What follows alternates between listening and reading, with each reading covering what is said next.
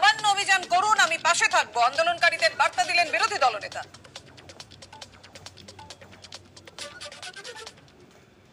অমানবিকতার প্রথম কারণ হচ্ছে সরকারি কর্মচারীরা সংবেদনশীল, সচেতন।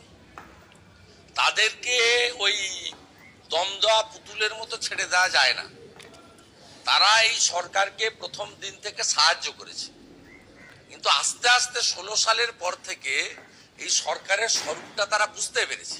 তাই এদেরকে তিনি পক্ষে পাবেন না, পোস্টাল ব্যালটে পাবেন না, এদেরকে দিয়ে ভোট চুরি করাতে পারবেন না, এদেরকে দিয়ে মিছিল মিটিং ভরাতে পারবেন না। তাই এদের উপর যত রকমের দমন পীড়ন আছে তিনি করতে চান।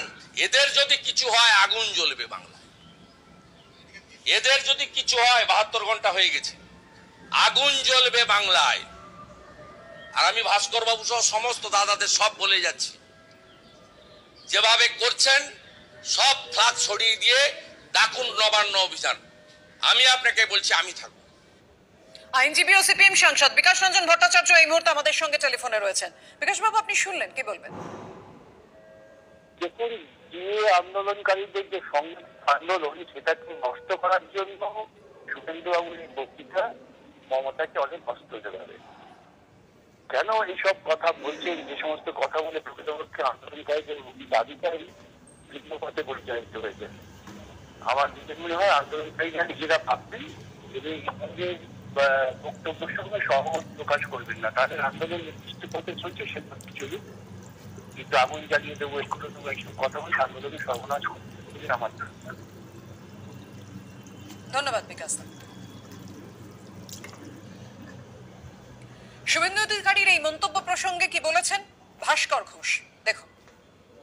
এই সরকার যে অমানবিক সে কথা উনি বলেছেন, সেটা তো আমরা দেখেইছি, ওনার বলার অপেক্ষা রাখে না। গোটা রাজ্যবাসী এখন সেটা জেনে গেছে। এবং তার থেকেও মানে পিকিউলিয়ার যেটা বিষয়, সেটা হচ্ছে যে এতদিন থেকে অনশন চলছে, আমরা মেডিকেল টিমের মেডিকেল সাপোর্টের জন্য আবেদন করেছি, তারপরে কোনো মেডিকেল সাপোর্ট আসে না। মানে এই জিনিস আমার মনে হয় ব্রিটিশ আমলেও কোনোদিন ঘটেনি। পরিস্থিতি যদি সেরকম থাকে তখন নবান্ন অভিযান হবে। নবান্নের সামনে তো আমরা অবস্থান করে এসেছি, মানে অভিযানের থেকে তো আরো বড় কাজ আমরা করে এসেছি 2 দিন ধরে, 48 ঘন্টা ধরে। সুতরাং সেই পরিস্থিতি যদি আবার আসে তখন দেখা যাবে, করা হবে। ডিএ আন্দোলনকারীদের মঞ্চে গিয়ে তাদের পাশে থেকে বার্তা দিলেন শুভেন্দু অধিকারী যে আপনারা নবান্ন অভিযান করুন, আমি পাশে থাকবো। আর এই প্রসঙ্গে তৃণমূলের কি প্রতিক্রিয়া? ওরা বাংলাকে অশান্ত করতে চায়, সেজন্যই সকাল সকাল ডিএ আন্দোলনকারীদের মঞ্চে গিয়ে উস্কানি দিচ্ছে। শুভেন্দু অধিকারীর মন্তব্যের পাল্টা প্রতিক্রিয়া দিয়েছেন শান্তনু সেন।